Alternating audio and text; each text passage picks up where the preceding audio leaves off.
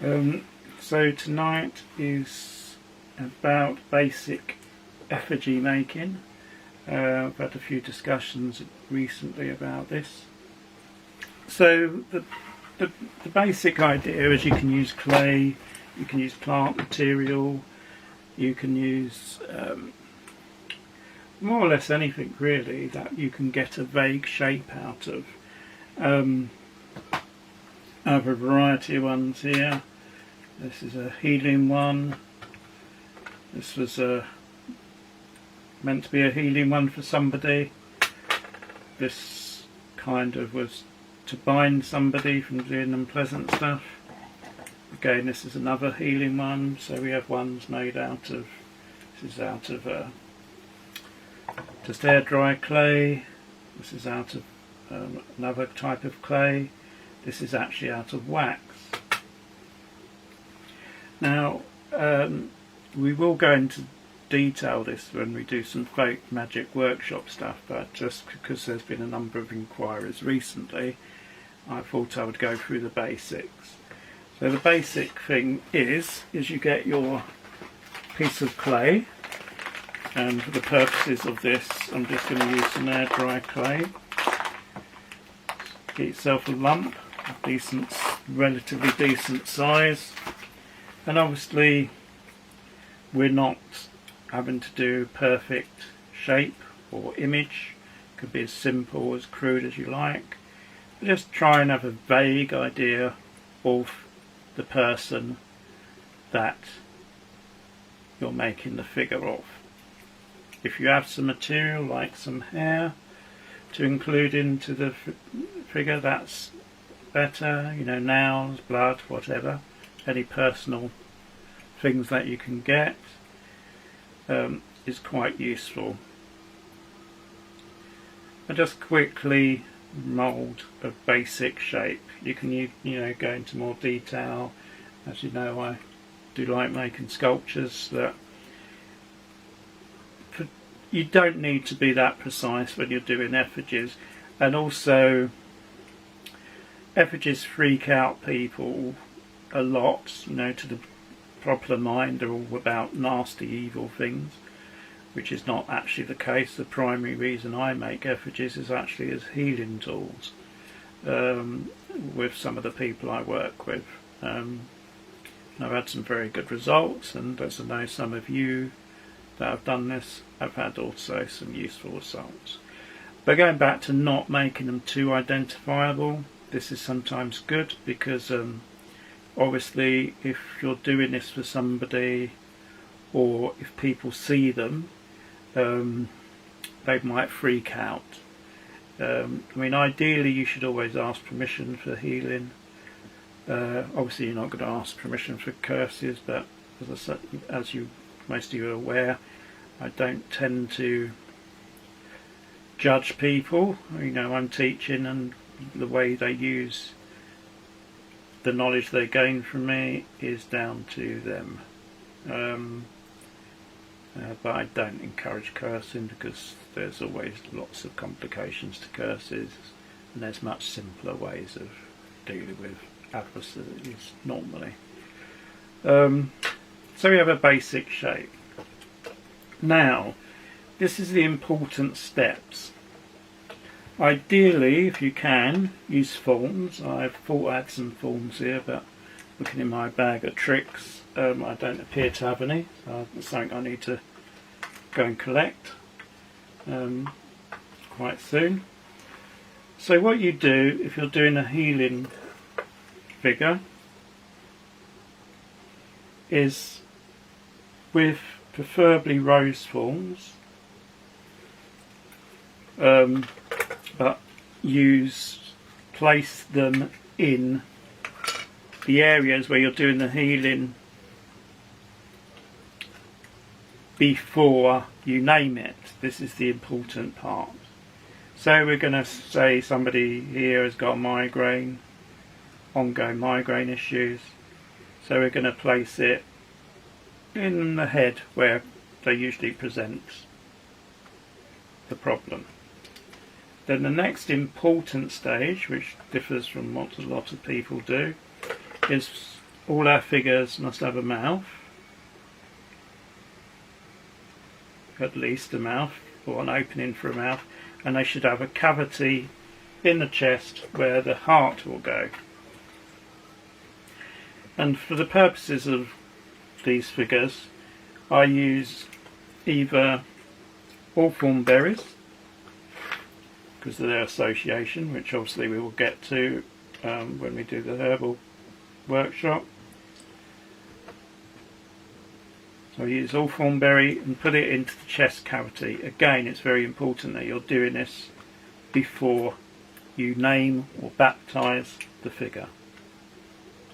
So the hawthorn heart is in the chest cavity. You can also use mandrake pieces, because whole mandrake is quite expensive, so you can use a piece of mandrake in the heart position. And then you just seal up the chest, making sure it's closed. Right, so this is your basic stage. We have a roughly human shaped figure, head, mouth opening, so you can put in whatever you want in terms of detail, but we need an opening for the mouth, and you'll see why in a minute. We have that, there's the mouth opening, and we have, because this is for a migraine, say, we have the pin in the position where there is the problem. Right, now once you've got that basic figure, then you bless it or baptize it or name it, which is ever you're going to do. But this is for healing. You put in the aliment before you do the healing. So all we do is a simple blessing, and we can make some simple holy water, a bit of salt, already blessed salt,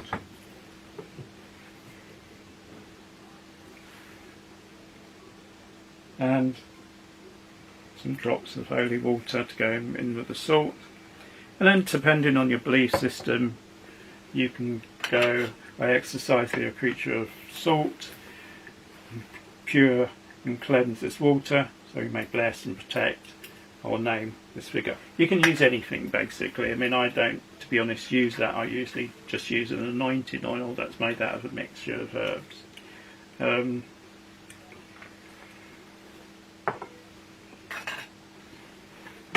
So we're getting ready to name, and again it depends on your belief system. So you can do a symbol on the head as if you was baptising a child, name of the Father, the Son and the Holy Ghost, Holy Spirit. You could do that, or obviously in my inclination, in the name of Ephra, I baptise and name thee John, or whatever name this is for the appropriate person. Once you do that, you then focus on the spirit, bringing the spirit focus on the goddess, God, whichever deity you're working with, and bring this into play. And the way to do this is you cleanse the figure with fire.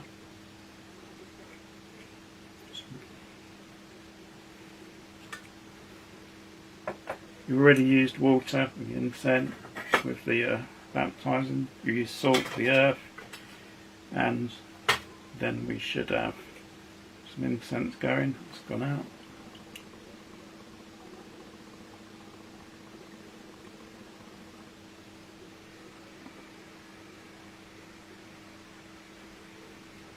Incense.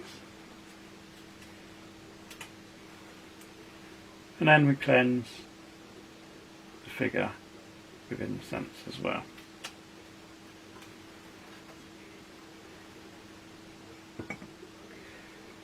So the figure has been cleansed with earth in the form of salt, water, obviously holy water, incense, fire. it's been named. And this is one of the important parts, and you can just breathe down to it, but some people favour a straw.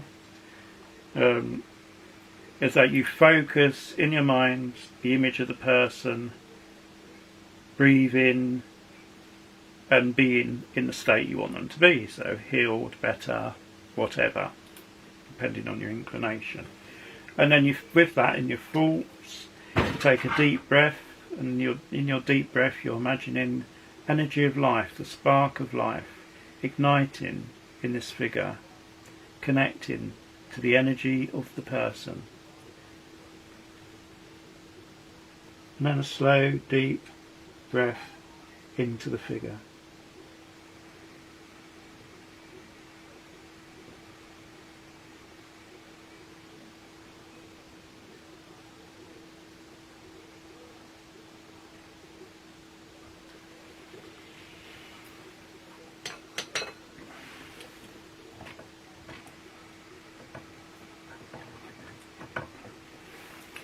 And then, what I quite often do with some of my figures is once they've been named, once they've had life breathed into them, then what you can do is just wrap them in some cord, gently, visualising energy, strength, healing going through there.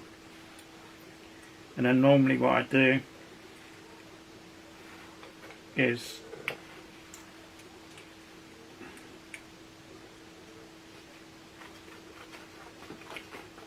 once I've finished with the appropriate naming and breathing in the energy, then I will put them in a rested spot. If I can find it. Being extra careful, I've left all the sharp knives, I would say.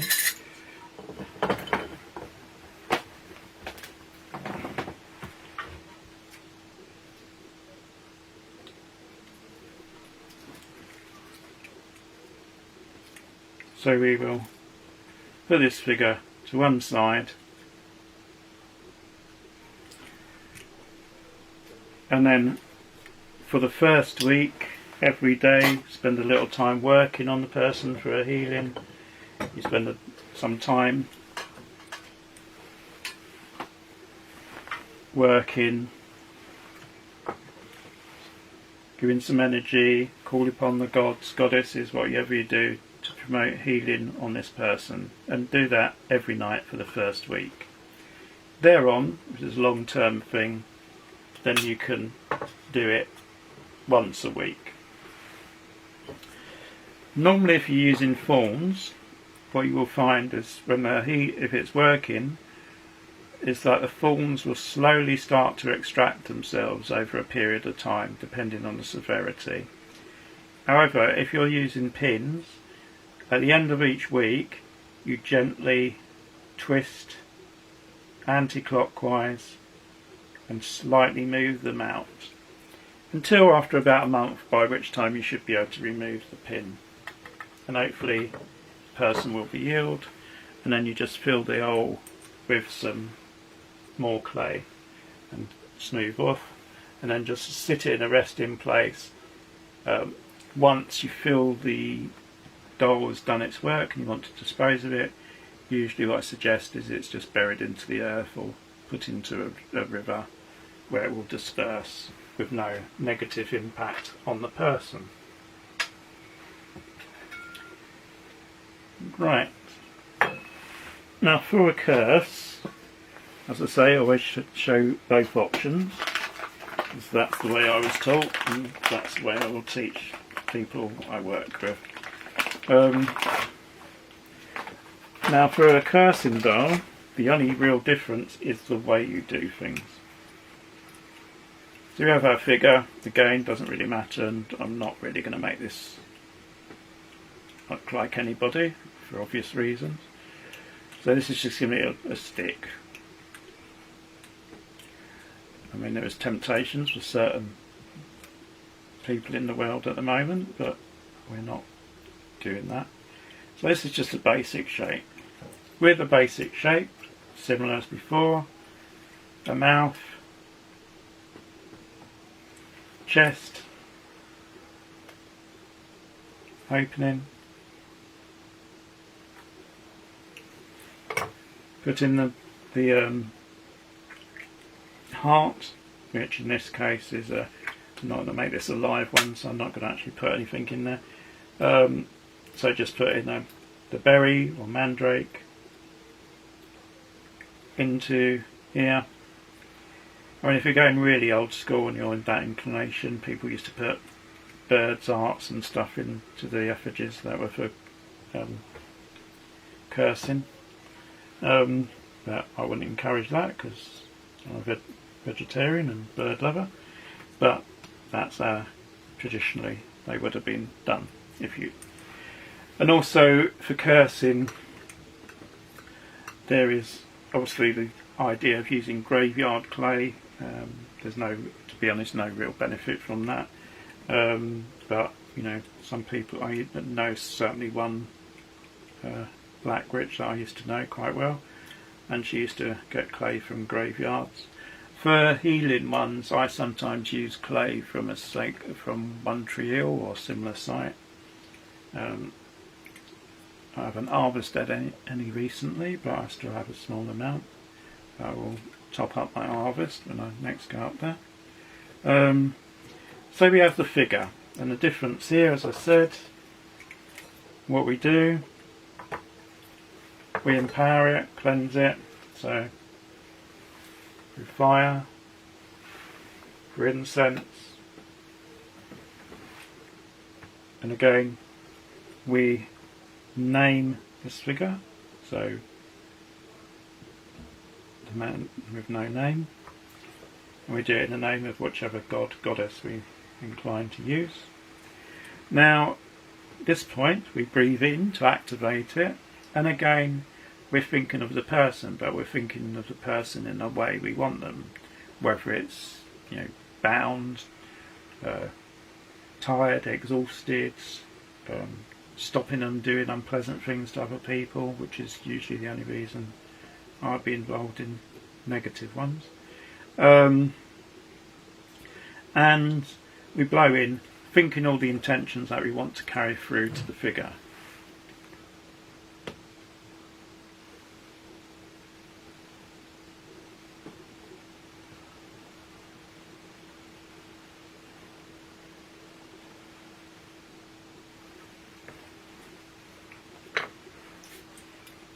Now, then you use the pins, and obviously if you're negative and you want to do something unpleasant, if you're using pins, then you put them in after it's been named.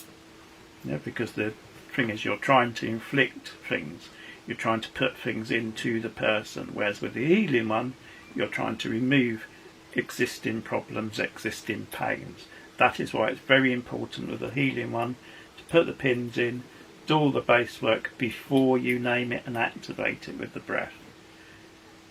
Whereas with the negative one, you're naming it, activating it, and you're putting in things.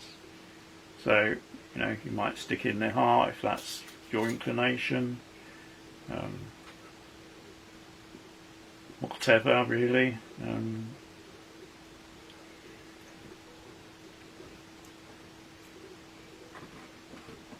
And then you might want to bind, and this time you might want to bind with them properly, so you will put a cord round them, and you might want to bind their mouths from false accusation or from inciting people to violence. You might want to bind their arms close to their body because they're violent and aggressive and they hit and attack people.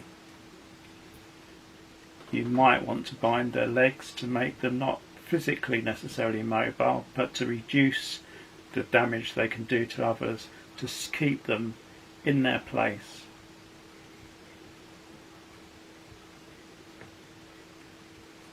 This is obviously a very generalised introduction to using this method.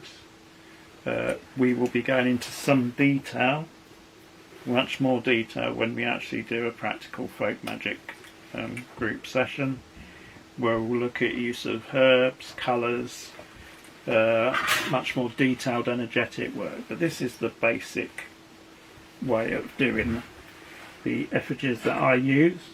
And we can go into much more detail as to scenarios, why you would use them, who you would use them with, is it ethical, is it not ethical to do this, and we'll look at all those issues. But just as a simple introduction to the methodology, this is it. As I say, the most important thing to remember is for healing is that you place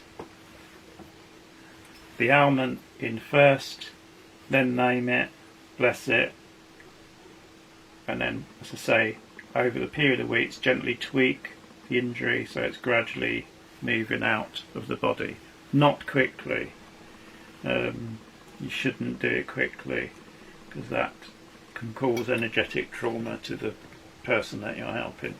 And with the binding, if you're doing this slowly, you could actually move them further in, turn them clockwise, moving them more into the body, again over periods of first week and then slowly once a week.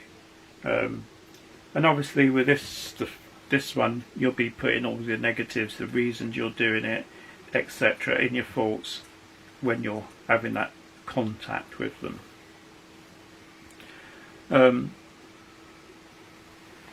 The other little caveat to this general discussion of how to make effigies is, if you ever find one that's been made of yourself, or you suspect one's made of yourself, they are actually quite easy to break, in terms of the sense that you can break the bond if you have access to the figure, or even not, once you've got a bit of experience. So, you know, if you find somebody's got an image of you and you're worried about it, try to gain access to it if you can, and bring it to somebody's experience, and then we will break that energetic link. We will cover exactly how you do that when we do the practical folk magic. Another little caveat to this effigy making is you don't necessarily have to be effigies like this. They can be made out of wood, could be made out of plant materials, can be made out of Barbie dolls, anything like that. And the way my gran used to do it is